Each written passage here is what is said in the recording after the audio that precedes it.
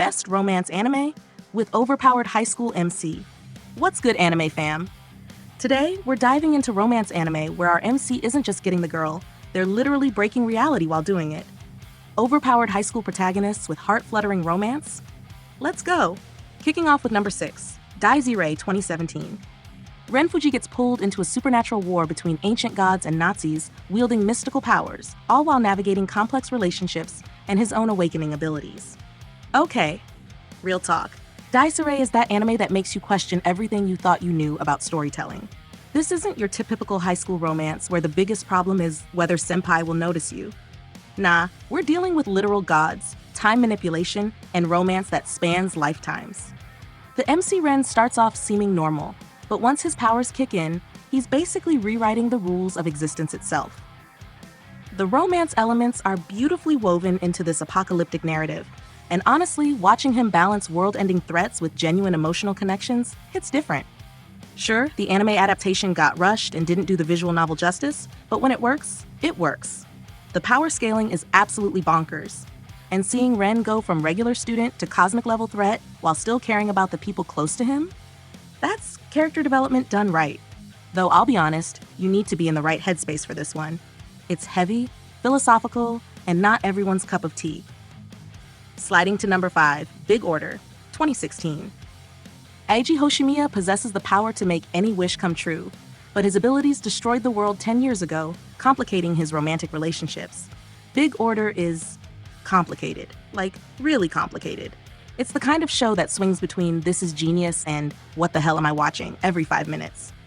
Eiji's power to literally reshape reality should make him the most overpowered MC ever, right?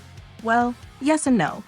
The dude's constantly holding back because he already nuked half the world as a kid. Talk about trauma. The romance subplot with Rin is genuinely sweet though, especially considering she initially wants to murder him for destroying her life. Their relationship development is probably the strongest part of the series. But let's be real here. The plot gets so convoluted that you'll need a conspiracy board to follow what's happening.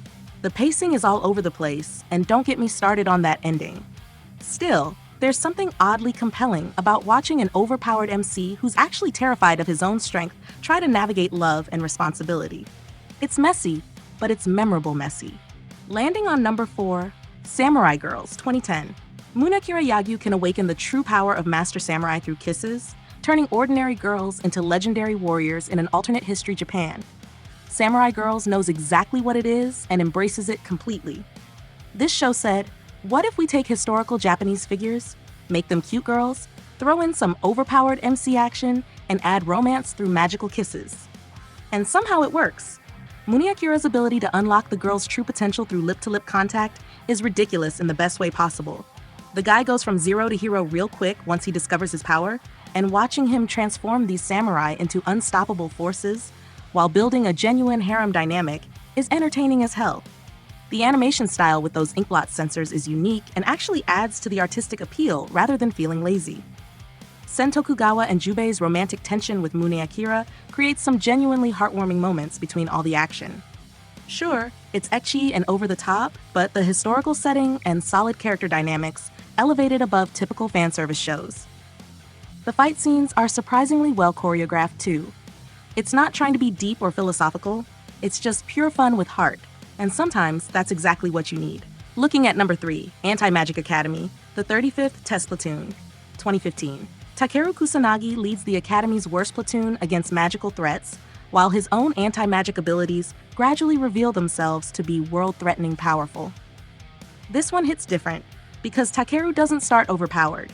He builds up to it, and when he finally unleashes his true abilities, it's absolutely devastating. The 35th Test Platoon being the Misfit Squad makes their growth so much more satisfying to watch. What really sells this anime is how the romance develops naturally through combat situations and shared trauma. Uka's character arc alone is worth the watch, and her relationship with Takeru feels earned rather than forced. The magic system is well thought out, and seeing anti-magic go up against traditional sorcery creates some genuinely tense battles.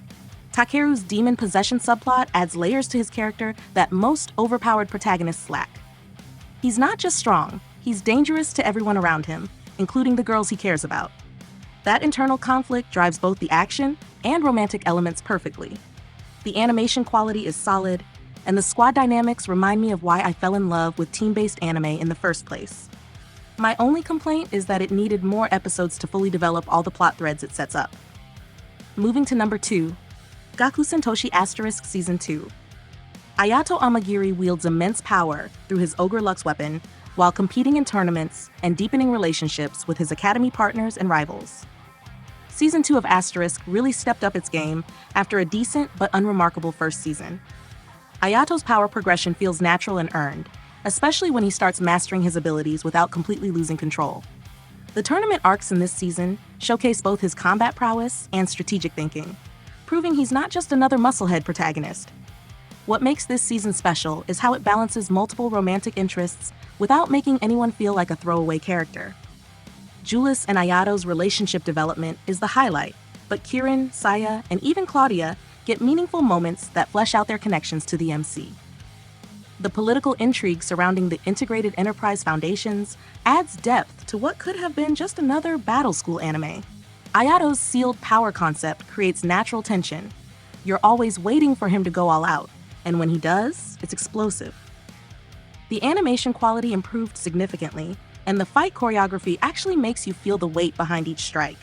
Sure, it follows some predictable patterns, but the execution is solid enough that you don't mind the familiar beats.